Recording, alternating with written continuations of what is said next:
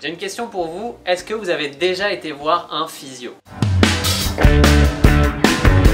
Aujourd'hui, ce que je fais, c'est que je vous emmène avec moi à mon évaluation avec Dom, qui est mon physio pour cette année. Et du coup, je pense que vous allez apprendre pas mal de choses sur l'intérêt d'aller voir un physio et l'importance que ça a pour éviter les blessures et aussi pour améliorer vos performances sportives. Assez parlé pour moi, c'est pas moi le spécialiste de ce domaine-là. Je vais laisser parler Dominique tout de suite pour qu'il nous dise un peu ce qu'on va faire ensemble et les intérêts que ça va avoir pour vous de faire la même chose. Alors, je me présente Dominique Baillargeon, je suis physiothérapeute sportif. Donc, je travaille avec beaucoup de coureurs, triathlètes, crossfit, nommez-en pas mal tous les sports. Chez pas mal tous les coureurs, en fait, il y a des petits bobos. C'est normal, tu sais, je veux dire, on s'active, on bouge. Des petites raideurs musculaires qui arrivent par-ci, par-là. Puis, ce que j'aimerais ça regarder avec toi, on est off-season en ce moment. Comment on peut faire pour préparer ton année? Comment on va réussir à essayer de prévenir ces blessures-là plutôt que de réagir en fait aux blessures? Raconte-moi un petit peu plus de ce qui s'est passé dans la dernière année pour toi. Grosso modo, j'ai envie de dire que ma dernière année, ça a été ma meilleure année en termes de gestion des blessures parce que la seule période où j'ai dû m'arrêter a duré 5 jours. J'avais le genou chaud, enfin une inflammation quelque part. Ouais. J'ai arrêté 5 jours et ça a permis de remettre les choses au clair. Ouais. Mais dans le passé, c'est toujours à cet endroit-là, que ce soit au niveau de la bandelette ou les tendinites au niveau du genou, c'est ce qui m'a le plus arrêté dans toute ma carrière sportive. Ok.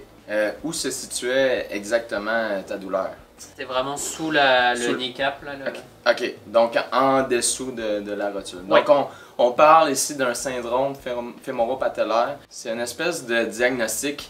Quand on ne comprend pas quelque chose, on appelle ça un syndrome. Donc on rassemble un paquet de symptômes ensemble et on lui donne un nom. Ça peut être une douleur derrière la rotule qui est peut-être plus au niveau du cartilage. Ça peut être un désalignement au niveau des tendons rotuliens qui est un peu plus bas, un peu plus haut. Dans ton cas, ce que tu me parles, c'est probablement le cartilage. La chose commune là-dedans, par exemple, ce qui est super intéressant, c'est que c'est souvent associé à un déséquilibre musculaire. Qu'est-ce que je veux dire par là?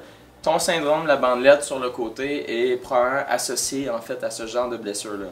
Ta rotule est trop tirée sur le côté. Probablement que l'intérieur ici de ton quad n'est pas assez fort pour compenser. Donc, ce que ça fait, c'est que la rotule n'est pas dans la meilleure angle possible. Ce que ça crée, c'est de l'usure prématurée en dessous de la rotule.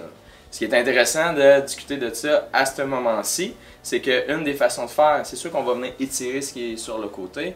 On va regarder l'alignement total aussi de ton membre, de ton genou par rapport à ton pied et ta hanche, qui est hyper important chez un coureur. Mais aussi de renforcer la partie interne de ton quad. Puis si on est dans le moment idéal de l'année pour le faire, parce qu'on le sait, quand on va être dans la saison, on va être dans le feu de l'action, on va manquer de temps. On ne veut pas se retrouver dans une position où il faut faire beaucoup d'exercices de renforcement. On veut faire du maintien. Donc c'est le moment, je te dirais, le mieux placé dans l'année pour traiter ce genre de blessure-là. Sachant que tu en as fait l'année passée, sachant que probablement tu as des grands objectifs cette année, ben tu vas augmenter tes volumes. C'est ça. Donc, on fait notre changement d'huile avant de s'en aller en Floride. Pas espérer que ça va tenir le coup en fermant les yeux. Puis c'est pas magique, il faut préparer les choses. Donc c'est ça qu'on va regarder ensemble aujourd'hui. J'aime beaucoup ce que tu t'as amené parce que tu parles d'une faiblesse au niveau des quads. Ouais. Sur mes longues distances, c'est-à-dire un marathon l'an passé et un demi-Ironman, c'est ces muscles-là qui ont lâché les premiers. Crampe. Crampe à ce niveau-là. Ouais. Et c'est ça qui m'a empêché de faire la performance que je voulais sur ces compétitions-là. Donc tout est lié et puis on va pouvoir regarder ça, ça va être cool. Donc ce qu'on discutait en fait, c'est qu'il y a des problèmes un peu asymétriques. Quand on regardait, tu vas te mettre sur cette jambe-là ici et plier le genou. Tu vas le faire à quelques répétitions. Là, ce qu'on voit, c'est que la cheville travaille très fort ici. Donc là, c'est pas plein de problématiques ce côté-là, mais ce qu'on voit, c'est que ce serait peut-être une bonne chose de venir travailler là-dessus. Il y a souvent des gens qui ont des périostites que je vois avec un pattern qui ressemble à ça. Si on regarde de l'autre côté maintenant, pas le même pattern. Ce qu'on voit, puis je ne sais pas si vous le voyez à la caméra, c'est qu'il a tendance à déporter le poids sur le côté là tu commences à fatiguer un petit peu plus comparativement à tantôt. Donc plus qu'on voit que la fatigue embarque, plus que les petits défauts ressortent. Fait que si on s'imagine sur un marathon, c'est sûr et certain que les problèmes ont tendance à revenir. Puis là, ce qu'on voit, c'est en déportant le poids ici, il met plus de poids sur le côté ici.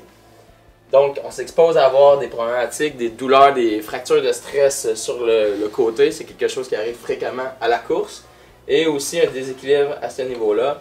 Il va falloir travailler son moyen fessier également. Donc maintenant, on va regarder ce qu'on peut faire en physio pour essayer de régler ces problématiques-là. Donc, on y va.